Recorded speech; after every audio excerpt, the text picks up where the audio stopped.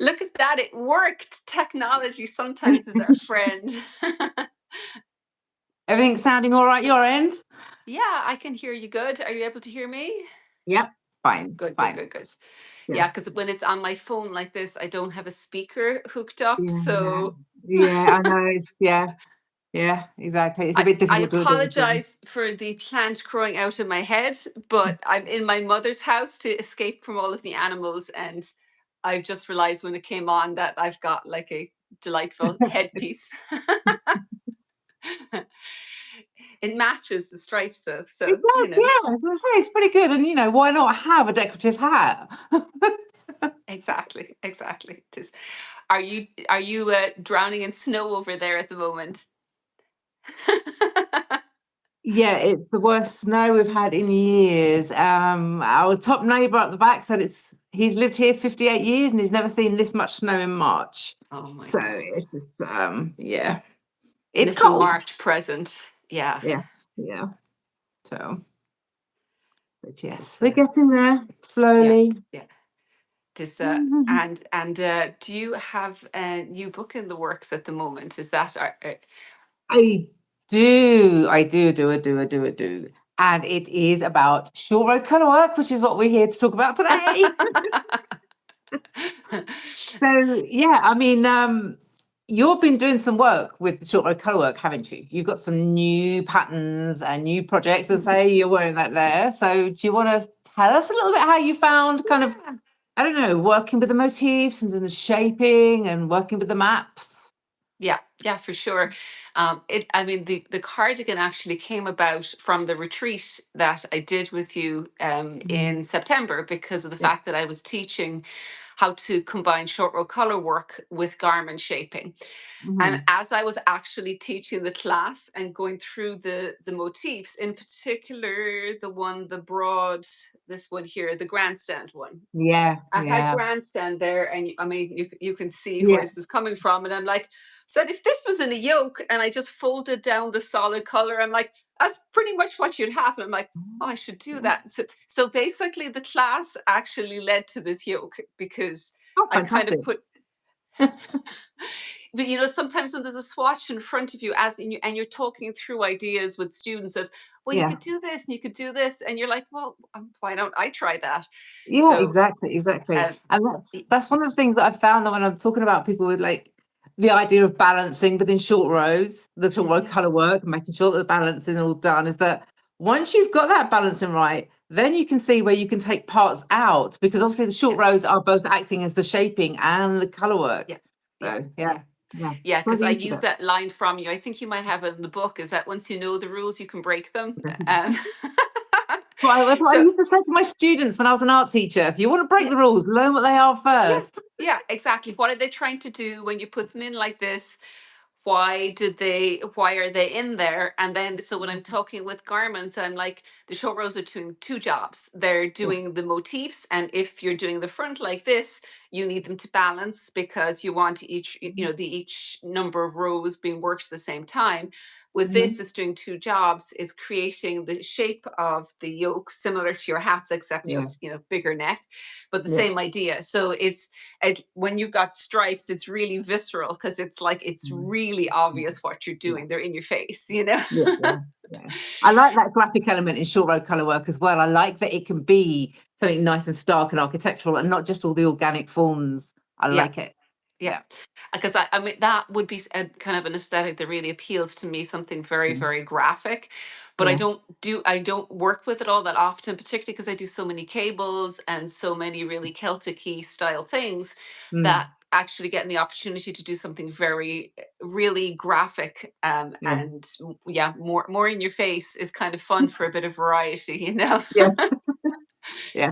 This Yeah. I was a should do it. challenge with the body though, because it's because of the fact that you've got these are worked in long rows. You've got one section worked here and one section worked here with Okay. a little bit of yarn for each section.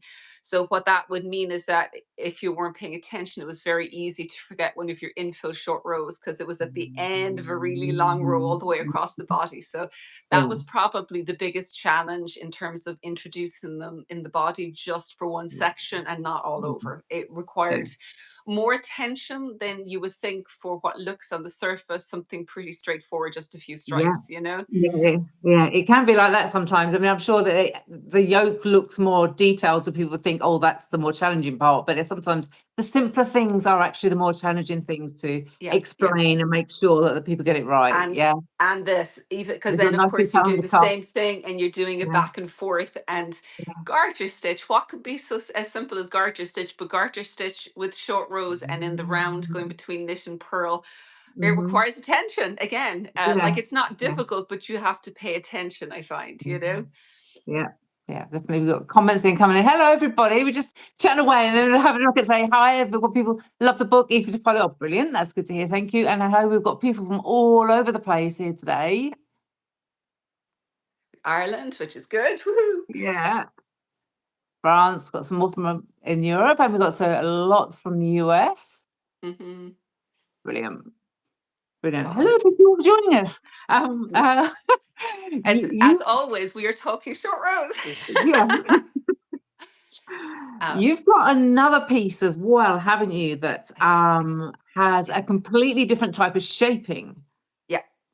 Yeah, this one is, there's two colors. This is from the Seasons Club I do, which is, it works well for something like this because it's a techniques-based club. So it's got videos explaining what I'm doing and why I'm doing it and all the rest. So it's, but it's a good one to learn on, because there was somebody who was doing testing for me and they said they did the scarf first and then they went on to do the Colourwork sweater, and they said that this made it much easier to do the other one. Yeah. So this is again this one just alternating stripes, very simple, very graphic, and then this one is straight from your motifs, the Tulipino, and then it works on to decreases in the end. So with these, the main part is just working the stripes with the increases and with the decreases, and liberal use of markers were my friend with these ones because of the fact that otherwise, as the rows are getting shorter and longer, trying to track where you're turning to keep them in a straight line. Because the stripes are half and long. So as you're doing that shaping, so that's like because most of my short row color work has come from sideways knit hats, so where the short rows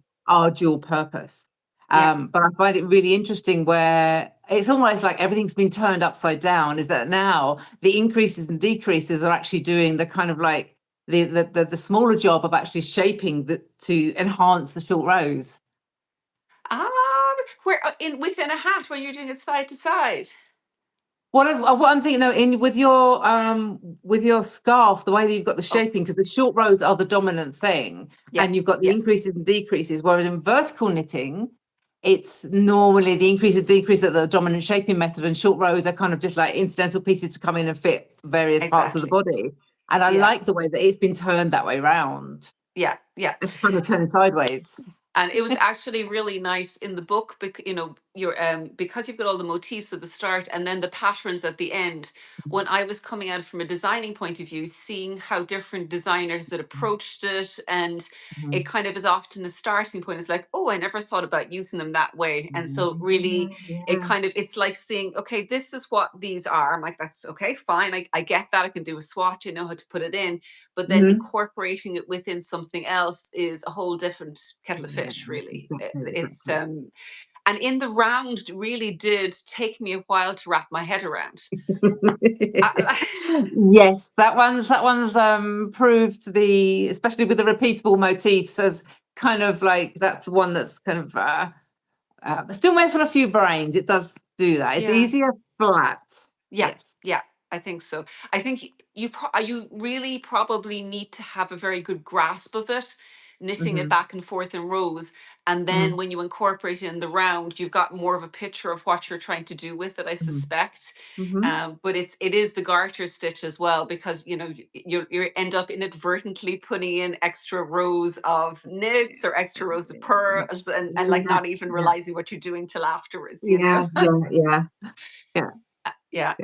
And with this, actually, this was definitely it was like something you couldn't stop doing. It's like as you're knitting through, it's like, oh, this is so much fun. So I did a second one.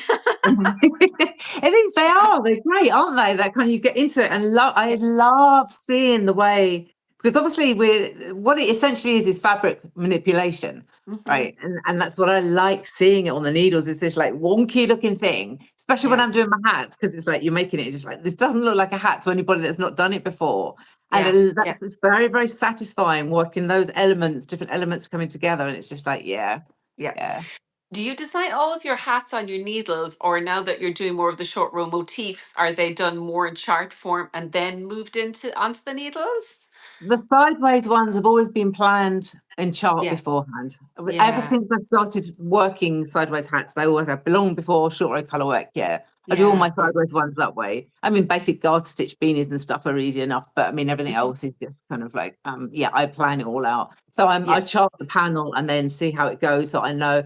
Because the one thing, because like when you're working vertically, making a bottom-up hat, once you've cast on your stitches, you're kind of set in the circumference, whereas if Yeah. sideways, you can adjust that as you go, Yeah. but Yeah. you're set in the depth. So that's the one that you have to kind of like, you have to try and Yeah. do that. So you haven't got that variable, and that's the one that Mhm. people are kind of more familiar with when they're knitting hats. So Yeah. that's why I chart it all out and have it planned Yeah. exactly Yeah. before I get started. Yeah. And you can make sure that all your short rows balance out as well as you're going through, so that, which Yeah. obviously is you need to do at the start, because Yeah. it's Yep. harder to wing that. Yeah, yeah, yeah. Yeah, exactly. Yeah. Yeah, because I've done side to side hats before this. It tended to be mainly cables. So, and using kind of like when you do short rows and cables, it creates these really interesting kind of Mm, flowers and mm, motifs on the top. yeah. Yeah. Um, but even though I'll explain through in a class to see people, it's like, okay, it's from side to side. So the number of stitches will determine the depth, and the amount of Mm, repeats will decide the actual circumference of the hat. mm, And at least half of the people going through it won't actually click until they're like, I don't, and like turn it this yeah. way. Yeah, I mean, it does take a while for your brain to process that 90-degree shift. It's almost like a jet lag of the brain kind of thing, because we're so used to kind of Yeah, working this way. I mean, I can't yeah. remember if we talked about this before, but when I did my first book on sideways knit hats in 2007, Hmm. my tech editor took several months to kind of like prep, because the whole book, there was 24 sideways knit hats. And so she had to kind of like, and there was all cables and lace, all kinds of stitch patterns and everything in there. Yeah. And there were ear flap hats and pixie hats and berets and brimmed hats. So all the shaping was all short rows. And so it took her a while to kind of like go, right, yep, I need to get into that mode and Yes. switch. Yeah. Yeah. Um, Yeah. it gets That it easier would as you take. go on to be able to switch between the sideways and the verticals, but it does take a while to kind of like get it. And then once a few of them are, then you go, yeah, clicks into place now. Yeah. Yeah. Yeah, yeah. No, it does take. Oh, I wanted to show you this as well because I thought you would like it. This, you probably won't be able to see it. It's for Cork. Uh, it's Cork Textile Network, and they've Oh, got an exhibition on in the local library. And this weekend, somebody actually came up to me, gave me these cards, and said, "I've made your scarf from Wooly's book, and it's in the exhibition." oh, fantastic. Oh, So that's I thought that, brilliant. so I brought this with me to say, I must tell you, because I thought you'd get a kick out of that. And Yeah, it was no, yeah, no, wonderful. that's great. That's Yeah, brilliant. yeah. Yeah.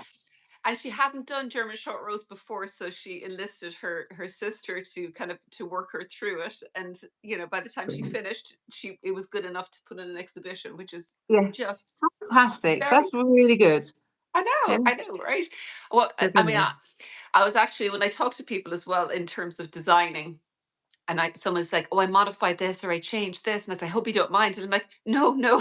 It's like my input is where I do the pattern, I Mm, create the sample, and then when you take it and you pick what you want to do with it, that's your yeah, creative input into the exactly. Yeah. process, Yeah. and that's where I finish and you take over, and my pattern is Mm, the starting point for you to go on this other whole journey. exactly. Yeah. It's like it's definitely not saying the idea of being precious with your patterns. Yeah, Yeah. no, no, no. Yeah, they're a jumping off point. I agree completely. Yeah, I love yeah. it with we've got in my Ravelry group, we've got lots of people now starting to work sideways knit hats with the motifs from the book. So they're working out the hat shape in themselves and then using the motifs, which is fantastic. I That's love that. amazing. Yeah, really, really good. I love I don't get on there very often, but when I do get on there and I'm seeing them there, and it's just like, yeah, this is brilliant. I love it. Yeah. Yeah. Yeah, no, that's really good. It's like, yeah, it's like, okay, my job here is done. Off you Done. go Yeah. into the Yeah. wild. Go, keep Yeah. going. Yeah, Is it's fantastic. So I'm curious, what's the most are you trying anything different with the upcoming one, or is it more a different framing of it or different uses of it? I'm I'm curious, is that like, is it kind of heading in a different direction, or is it kind of like more things, kind of, I suppose, kind of this put more?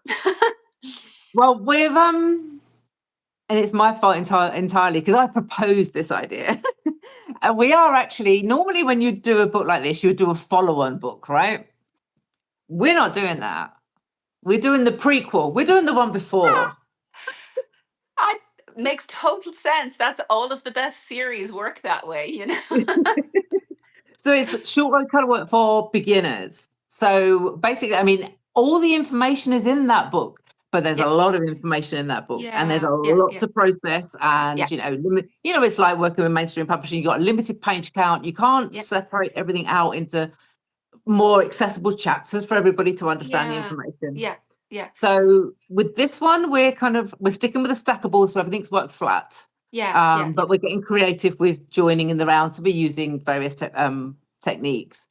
But Yeah. it's kind of it's gonna. I can't give it all away just Oh, no, yet. no, no, of course not, of course not. But it's gonna be quite fun, and there's gonna be some mix and match elements to it, shall we Mhm. say? So Excellent. yeah, it's gonna Yeah, be that sounds great. But I yeah, do there's gonna think that be stepping it back makes sense to make it as accessible as possible, so that if people are intimidated by jumping into the full motif, that yeah, as much of it is based around, all yeah, of the nitty-gritty of it as the actual exactly. motifs itself is a really good idea. Yeah. Yeah. So what I've done is just listen to everybody over the last couple of years about their stumbling points, and Yeah. nearly everything somebody said, I'm struggling with this, and I'm kind of, it's on page so and so, but I realised that we need to spread it out and break it Yeah. down a little bit Yeah. and make it Yeah. more accessible to people. Yeah. Yeah. And we're doing it in quite a fun way. It's actually turning into a much bigger project than the last one was, which is just Why am I not surprised? it's like it's herding cats in a good way, but it's just but we're getting to that point where we are I'm going to be starting to see people's designs in the yarn soon, and I'm Yeah. really looking forward to Yeah. it. Yeah. Yeah, Yeah. yeah, I see there's a question popped up there from Irina. yeah. She said she noticed a change in row gauge where the short row turning points happen between two colors, and she's curious of any tips to even it out. Depends on how you're changing colors at the short row point. Actually, depends on whether or not you are working the short row in the new color or whether you are changing after the color. If you are changing after the short row, if you're changing after the short row, then that's likely going to loosen up that German short row, because as you switch over to a new yarn, you're going to lose that tension a little bit. Yeah. If you're working the short row in the new color, depending on what side of the work you're working on, you can do that, and then you won't actually notice because the double leg stitch gets pushed towards the back. So you might want to change yarn color before you do the short row instead of doing it afterwards. Oh, that's an interesting idea. Yeah, so it doesn't, because it won't make any difference which Yeah, when you actually are changing over. Yeah. yeah, And it's always a problem with short rows because, of course, you're trying to pull it tightly in order to pull it over and hold the stitch in place, yeah, but yeah. not so tightly that you end up with a distorted stitch, of course. So, Yeah, yeah. I've um, got a question. Anybody have a reference to the book on sideways knit hats? The one that I mentioned from 2007. It's called Going Straight. It's not in print anymore, but it's not available. It's not currently available as an ebook, but it comes out. I do a kind of like flash sale of it maybe twice a year via my newsletter. So yeah, it's 24 sideways knit hats. so, so They're watch pretty out for cool. it. Yeah, so watch out. So yeah, it goes out in the newsletter so that Yeah, people can get it on get their hands on it. yeah. It was retired because it kind of like I revamped everything a few years ago, and I looked at the book and it's like still one of my favorite things, but I just thought I do not want to reknit 24 samples and rephotograph 24 samples. So it's kind of like, okay, you'll have a comeback every occasionally, and then Yeah, otherwise you'll just yeah. And yeah, because part of the issue I find as well with older patterns is if yarns are become unavailable, like it doesn't. I mean, yeah, obviously it's not critical, particularly if it's a fairly standard weight. But I think people still like to, sometimes to go and say, I want that yarn, and to pull it up and not be able to have it is, yeah. Yeah, yeah. I have actually been going through this last year, because I'm doing something called the Sweater Society, where it's just over 12 months. We're going through different types of Mm, sweaters, but because putting a couple of patterns together for, or pulling up from the catalog of different types, I've been pulling from the back catalog, and it's been forcing me to either reknit if it's one in a yarn that's not available, do a new layout, and if needed, extend the sizes. So yeah. yeah, it's one of those projects that it looks very simple on paper, and it grows legs because you want to do it completely when you do it. So It took me long enough doing my back catalogue of hats. So, and I did yeah. all of them. So, yeah, I Oh can my imagine what God. it's like with garments. Yeah, yeah. It took, yeah, years, literally years. Yeah, no, it's yeah, because reknitting garments isn't always going to be a runner. But because the thing Yeah, is, I think that if something never really sold very well to start with, you have to question: is it worth your exactly. Is while it worth the going into investment? it? Exactly, exactly. You know. Yeah, yeah. Um, but yeah, I will say actually with them, to the same kind of thing as with the hat, but trying to actually do something where the neck fits and the bottom of the yoke fits. There's Mm-hmm. so much trial and error and iterations, and you Mm-hmm. actually trying to get the size, the motif. You actually have to have it smallish so that you can actually have enough iterations around. Mm-hmm. And I was actually, because I've had people say, if I want the neck bigger, how do you go about doing that? I'm like, well, with difficulty. Because of course, if you do put an extra motif in and you want to do the full thing, then you've got it wider down here. But what you Mm, probably want to do is every few repeats have one of those short rows of full length. So that yeah. means it's going to be a little bit longer as you go Yeah. round, but Mm, that has to be kind of trial and error, because it's in a place, like not at the front, but in places where it's not going to be as noticeable that you've got one yeah. extra column going up the front. But that's one of the problems with going from side to side. It's straightforward to go do it like that, but small tweaks that would be is like, oh, just decrease an extra one, or increase an extra one, Mhm. suddenly become a much bigger project, really.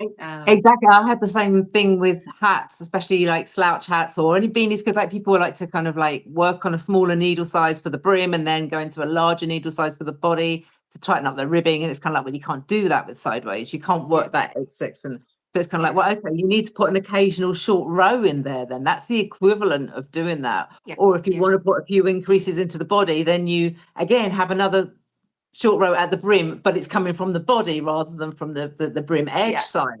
So yeah, yeah, yeah, yeah. Yeah, so it can, you have to keep track of multiple different short rows going on, and yeah, it would get confusing. exactly.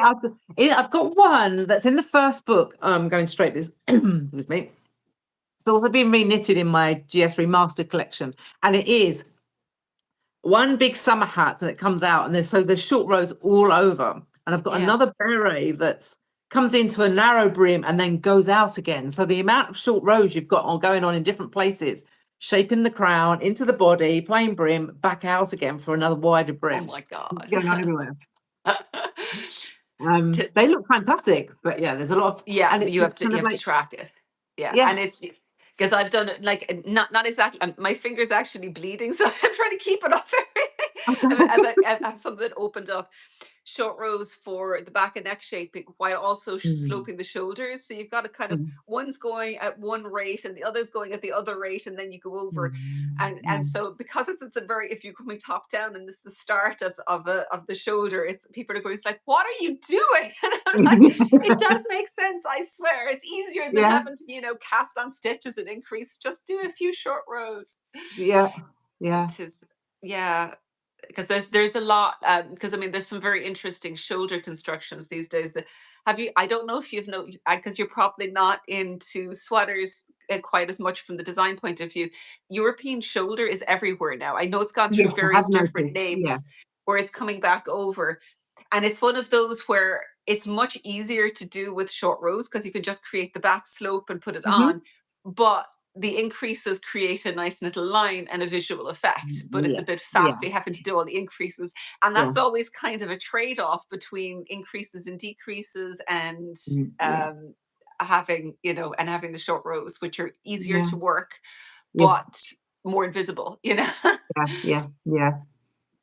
Yeah. I always find it interesting, the relationship between short rows and increases and decreases like that. It's kind of like the way that they play with each other and the different effects that you can have with them. Yeah, yeah, it is, and I mean, it's just fascinating to me that that for something like that, that they are interchangeable. You wouldn't think they Mm. should be. You know, the fact that to create those kind of shaping, it Mhm. works either way. It's just what you Mm. want the visual effect to look like in the end. Mhm. But they'll do Mhm. this, you know, they're doing the same job. Yeah. Um, I always just think it's really interesting. I've got a rant brewing that I'm going to put on YouTube one day. That who you can decided start it here. who decided, when was it decided that vertical knitting was the norm and therefore increases and decreases get taught to beginners, right? And short rows are up there in the advanced category, when there's actually less short row techniques to learn than there are increases and decreases. And working sideways can actually be just as satisfying. So I kind of like, that's what my rant's going to be about. I'd love to know how that developed, because actually there are less short row techniques than there are increases and decreases. It's true. And yeah, increase and decreases are probably more decorative on the whole. Generally, I like a nice crown shaping. I mean, Yeah. you know, but it's just kind of like, I find it really, really interesting that that's the norm. And you know, I still read quite regularly where a designer's put out a sideways knit hat and they're like, this unusual shaping method. I'm just like, well, I don't know about that. You know, because it's like, you know, it's really interesting how that perception is. Yeah, I mean, I suppose if people were used to doing pieced garments that are sewn together, probably bottom up seems more natural. You mean, like maybe the Yeah. standard way of doing it. I mean, I suppose that's where it started. Um, I remember when I got first introduced to short rows, it was through Knitty, a magazine that I found on Knitty, or a pattern on Knitty for a basket that was to be felted. And I Mm. think it must have been, was it the handles or maybe it was the bottom of it? They didn't call it short rows. They just explained what to do and you worked your way. And then afterwards, they're like, oh, that's a short row. And it's Mm. often the easiest way I find to introduce techniques is Mm. when it's not, when it doesn't have a name and you just say, this is what you do, people go, oh, yeah, Yeah. that's Yeah. no problem. Yeah, because they've heard short rows and go, yeah, that's like a Yeah, bit scary. Like yeah. people say to me, grafting. I'm like, no, grafting's fine. We've just had a comment come in here that says, from I can't see very well on my phone. I'm sorry, I can't read your name very well. Yeah. Freya, sorry. About the where bottom up knitting became the norm. And they've put, because weaving is the older Weaving. textile and weaving is horizontal, i.e. you work that way. And so the habits of knitting follow. That makes sense. That does That make does make sense. sense. Yeah. I think just above, Carol was asking what a European shoulder was. So, European shoulder, you can do it either as a set and sleeve or a drop shoulder. And it's one where all of the shaping happens on the back. So, you have a very steep slope on the back, and then the front is straight and goes straight back Mm. over. So, the actual shoulder joint is kind of back over here rather than Mm. directly on the top of the shoulder. It's just, it seems to be very much on trend at the moment. It does create a Mm. nice shaped shoulder, but I'm finding that, like, you know, there's certain design types become Mhm. really in at the moment, but like every Mm. second pattern seems to have a European shoulder at the moment, whereas I don't remember seeing them up before a few years ago.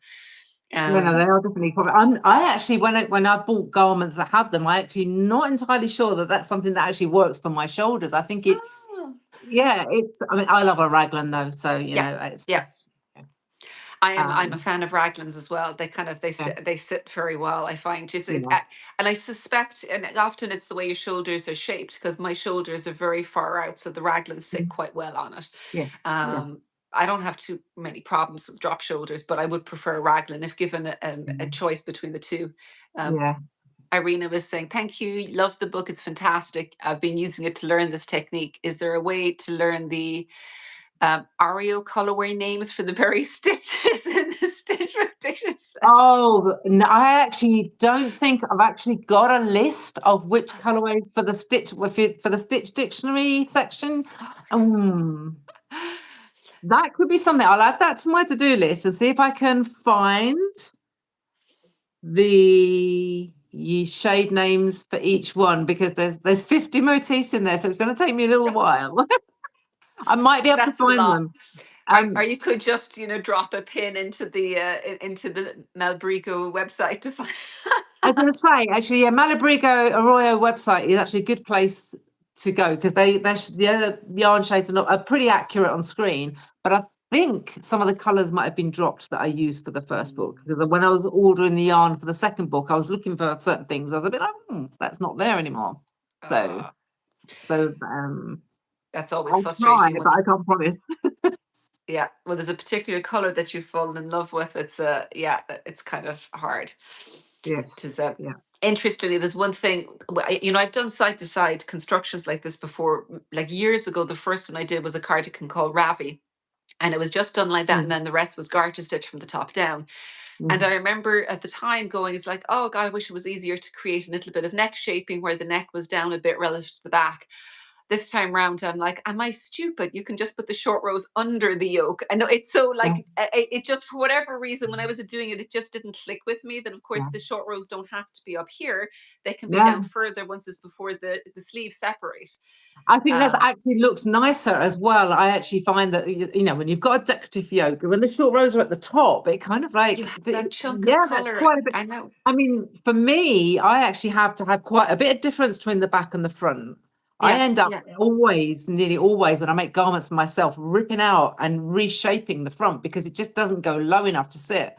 So that would be quite a big chunk. So working the yoke and putting the short rows underneath, I think, is a it a works nicer way well. to look at it. Yeah. And it was, but sometimes it's like the most obvious answer, and you're kind of kicking yourself afterwards that you didn't discover for previous projects. It's like, I mean, there's actually been times with particularly with different short row techniques, like the very first time I did that, and it was German, it was wrap and turn, because I had never heard of German at that point, because gradually the short row repertoire kind of expanded, but it starts with wrap and turn, and then you add one on and another. And when somebody during that knit along said, well, why don't you use German short rows? And I'm like, because I've never heard of it. And so I kind of looked into it. I'm like, oh, actually, they'd be perfect for garter stitch. And and then I kind of got rewritten and German short rows incorporated into it. So it's, you never stop learning, really, do you? No. I love They're in playing with short smaller rows. increments. That's what I'm discovering, like going on as you have a bigger pool of knowledge in the area you're working on, the pieces you add and the improvements, they're smaller, but they're often things that have been niggling you for a while. So when you figure it out, it's very satisfying. But other people will look and it's like, well, I didn't even notice that. Yeah. It's more of a deeper knowledge rather than a wider knowledge. It's kind of like that those little details. Yeah. Because again, revisiting old patterns has done that for me, because kind of taking a look at the older patterns, going through, and it's like, gosh, this is kind of scary that I was able to do this within a couple of years of relearning to knit. I just basically just like tore through designs, but it's the finer details of, oh, if I was doing this again, I would just tweak this, and like the overall picture is good, but it's the finesse that I find comes those with little refinements. Yes, there is. things that would nickel you, or stuff not matching up exactly on shoulders, that kind of stuff. Exactly. Now I know what you mean. We've got a question. I am looking to learn to do short rows and would like to start with a small practice project. Do you recommend a project or two that will provide the ability to become comfortable with the skills? So Carol's obviously doing her club, so that's one way. This is one, but I'm fairly sure in the book there's going to be some smaller This one is narrow and has videos. The book probably has got there's a couple of little ones in there as well, right? That would be good. There are small projects in the book, and I've got videos as well on YouTube. And if you like hats, then that's, I'm your person for your sideways knit hat. So yes, small projects. I've actually got a free pattern, a sideways knit beanie on my blog, a couple of free patterns, but there's one that's sideways in garter stitch. So you can get to learn the basics of how the short rows form the crown shaping. So that's free on my blog. So you can try that one. That's a really good beginner one. That way you don't have to try and figure out incorporating the short rows in at the same time. The color work rather. Exactly. They're just at the crown and that's it. So you get that one area of shaping sussed first, and then you can move on to the other things. But yeah, there's a few small projects in the book, and then however many sideways knit short-row colourwork hacks I've done. I don't know how many I've done. Don't count it. It was really terrifying when we put this up. This was, I know you're probably beyond this at this point, but I think it was the 400th pattern. So then the Yeah, next two, after 402. And so I didn't even notice it was Nadia was kind of it was looking at the page. She's like, you do realize, Carol, that this knit along is going to be your 400th pattern. And I'm like, I have no idea. I know. It, I know it's it adds bizarre up when you get to. quickly. I know it does. It's bizarre when you get to that point. Yeah, Yeah. definitely. I was Oh, saying somebody's there saying, was, I'm wondering if the companion cowl project might be easy to learn the short row technique on. Good point. Yes. My partner Tom has designed compagni. I've got to say it right the Italian way. My Italian pronunciation is terrible, but it's the companions basically to match. He's working on what's called the flat out woolly range, because people have asked for cowls and scarves and shawls to match my hats, and I'm just like, sorry, I only do hats. So Tom's now designing the flat pieces, so that's his thing. So the flat out woolly range and the companion cowls would actually be quite good, and because they're not size specific, so you don't have to worry about if your short rows aren't getting you a perfect fit, or and you can just work the panels and repeat it and get it to as big as you want or as small as you want. So they're good to play with. Yeah, that's yeah, and it's thank you for then that. all you're doing is balancing out the actual colorwork Yes, that's motifs it. So rather than doing any other shaping. exactly. So the short rows are just doing all of the patterning and the border edges for balancing out. So you're learning those two techniques, but there's nothing else going on to kind of like worry about. And because they're not gauge specific and size specific, they're a really good place to jump into. Yeah. Yeah. I did find, because I think that going from something narrow and small and straight and going around, and particularly when you're repeating motifs, you get very comfortable as you start working your way through. It's like, okay, I know what I'm doing now. And then kind of, it was like, maybe I'll rip back to here where I can see there's a missing garter stitch row. As it is the benefit of garter stitch is that it's very countable. It's like, Yes. Oh, yes. like you can Yes. see 1, 2, 3. It's like I may not be the only person who I'm going along quite happily, and then it's when you take a photograph when it's finished, you notice there's one row missing somewhere along. Yeah. I think I've done that a few times. Yes. I mean, but that's the nice thing about working sideways, is what I like with the sideways knit hats, is that panel is only that much, and then you just repeat it around, and you do get really familiar with the pattern and the repeat, and it's just the same thing going around. And like the first one you can treat as your swatch as well, it's just kind of like see how that works in that yarn on that gauge for you, and then go from there. Yeah. So what's the biggest problem you've encountered, or people have encountered, when they're kind of trying to do the short row colorwork motifs for the first time, do you think? Well, I think first thing is that there's a few things. I think the balancing is something that people kind of get a little stuck on, and that's something we're going to clarify more in the new book. Although to say with the motifs, that's all done for you. The only time you need to worry about that is when you take it out and you start designing with it. But I think because people have learned it's an important thing, they're kind of like, oh, am I doing it wrong? When most of the time you're not. You just follow what's there. Yes, follow what's there. And the other thing is the counting, which is really interesting, because people I've read people sort of like, oh, there's so much counting. It's kind of like, well, yes and no. You can learn to read your short rows just as you would learn to read any other knitting. So say you're doing a short row cluster, it's kind of like they're nearly always, not always, on one side of the cluster and on either side, there'll be short row every other stitch. And then you'll have a transition row in the middle, and then you're short rowing in the stitches in between. So you learn to read your knitting. It's actually why I ended up with markers in this, because it means that you're never going to, where you're going with it. So it makes it a lot more relaxing. The only one that I found that I had to pay real attention to is when you've got one where you're going back and forth and a central one here, because that you can very easily lose track of which side you're on and how many rows. Like those were the ones that I would have to take out more often than not. going back, if I had anything else going on. The rest of it was fine, but it was specifically when you're going back and forth. When you work in those leaf clusters, so that's the ones I'm talking about. Is if you kind of like most of them, not, as I say, not all of them. Toff is one of the ones that isn't quite, but the majority are kind of like you're short rowing every other stitch on either side as you go into the center. And then when you come out, you're short rowing the stitches in between. So after a while, you can get into a rhythm and thinking, right, okay, that's the last short row stitch, leave one unworked, and then short row. So you can get into a rhythm with it. That's something I'm going to be teaching more as well, because it's kind of like, actually, there is a lot of ways to read your short rows, and and I think you it don't does have to be encourage. counting all the time. Absolutely. Yeah, and it definitely does encourage people to read their knitting and to Yeah. watch, see where the short rows are, see how, and how it fits together. And building one on top of another makes it it's easier to see that, because you can go, okay, I see what's happening here. I can do the same thing down here. I'm looking at Deanne, you make it all sound so easy. And I'm sure that is just, yeah, I mean, one thing I want to just say, right, when I teach about short row colour work and when I lecture about it, I compare it to lace.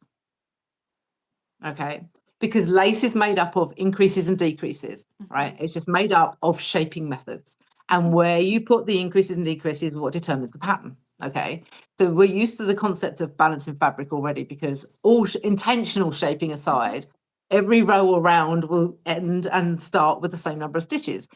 Short row colour work exactly the same, except 90 degrees through. So if you can do lace, you can do this. Right, it's just they're actually very, very similar. I won't go on about it too much, but they're actually really, really similar and the fact that, because they're made up entirely of shaping methods, so you have to make sure they're balanced, because the shaping methods, if they go awry, they end up putting unintentional shaping in. So if you can do lace, you can do this. And I think I think it's a little easier than lace, in the sense, like you said before, that it's just one technique that you're actually doing, as opposed to multiple different things you're going to need for lace. So that part is easier. But you're right, the fact that you're balancing the other direction. I do love watching the shapes appear, particularly when you get to the second half of something like this and it starts closing in. It's like, oh look, Yeah, you can it's see it, and it really forms on. satisfying. Yeah, Oh, it is.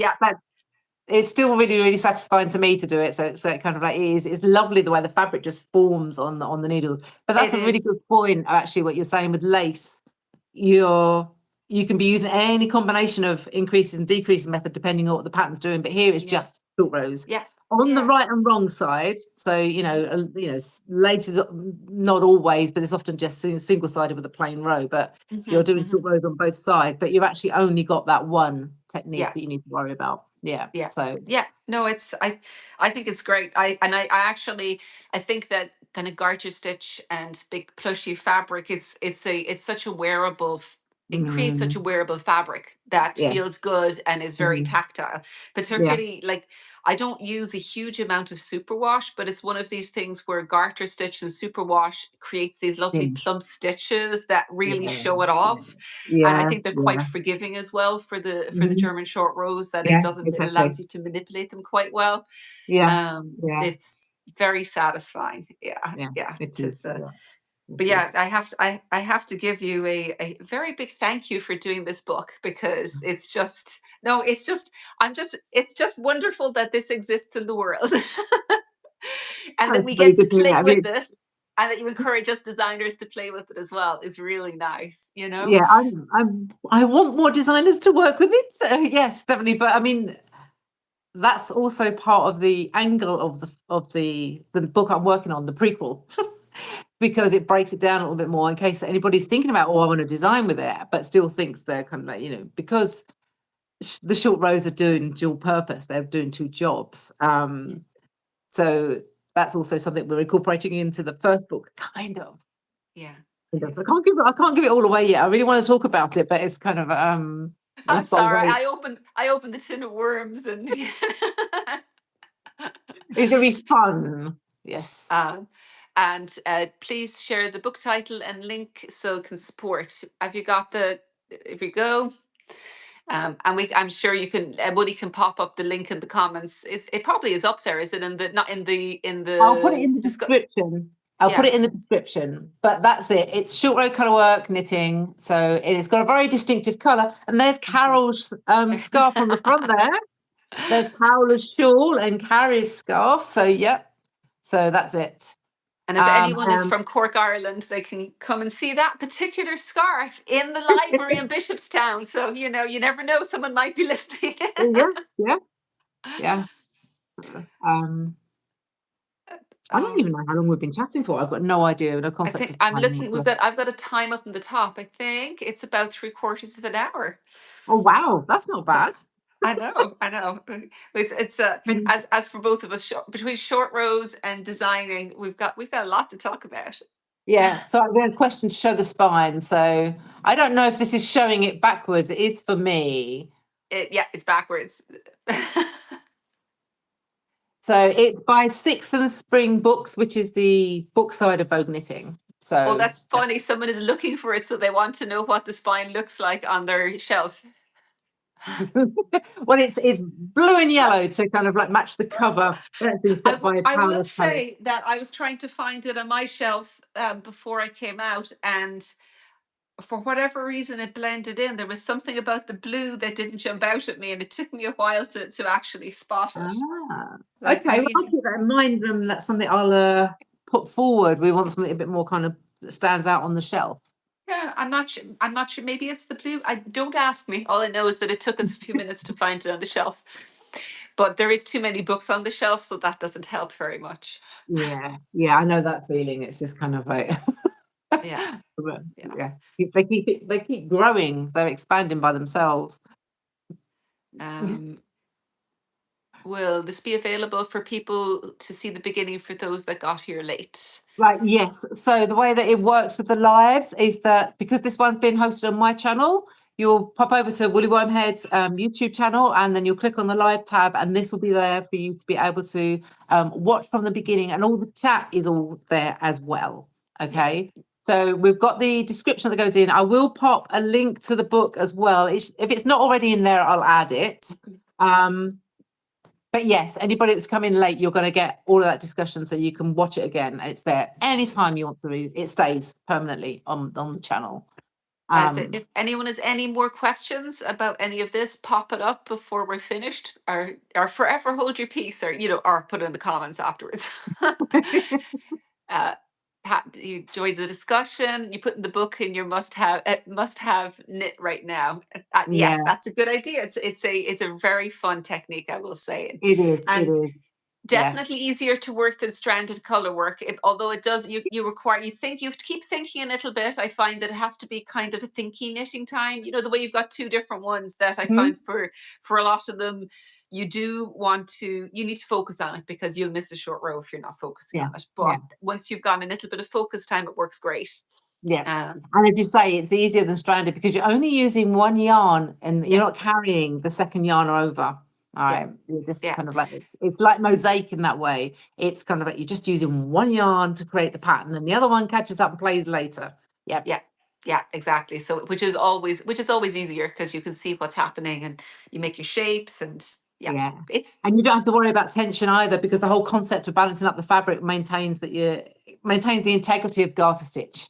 yeah, I mean, yeah, in mosaic's different because you've got all the slip stitches and they're all over the place, so you get different gauges, whereas this yeah, maintains the same gauge and properties as garter stitch, so it's yeah. just as squishy and everything. Exactly. I got Elisa says she started the Ogham Wave Scarf while she was listening to it, and the first part was Brilliant. easy. Excellent. Off to a Excellent. good start. Okay. Yeah, Um, cool. and next one is looking forward to the Ogham Wave Scarf. Good chat. Oh, I'm glad you enjoyed it. Yeah.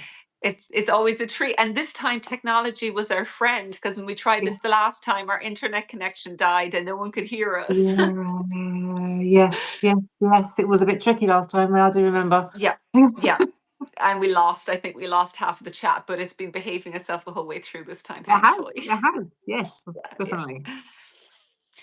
All right. All right. Thank you so much for talking with me, Willie. It was, Thank you lovely for to joining see you. me. Thank Yeah. you. Have we got any more questions that are coming in? Wonderful reference book, very helpful to answer the mysterious short rows. Excellent. They're not mysterious, I promise. Nope. You go with German short rows, you go, that's it. Because if you've got, like, if you've got wrap and turn in your head, and you find it confusing how to lift it up, when you go to German short rows, it's kind of like, oh, this is all there is. Yeah, that's it. Yeah, they're great. They're great. Yeah. definitely easier. Yeah, for sure. Yeah. All right then. I'm going to need to go and get a cuppa because I haven't sat and talked this long to anybody for ages. I know. I know. It was wonderful. Thank you. It's good to see you and good to have a chat, and always about short rows. Yes, for And sure. thank For you sure. everybody for coming and joining us. It's been good to have you here, and it's been good to help you out and make sure that we've got you covered for various questions and things that you've come up. All right. Okay, I've got to work out how to end this now. I could turn mine off and leave you by yourself. That's right. And if you turn it off, I think the live, because the live doesn't start without the collaborator, you see. So I think Okay. if Well, you I will leave, leave you then and cut say me off too. goodbye. So that's fine. All right. Okay. Thanks, everybody. Bye bye.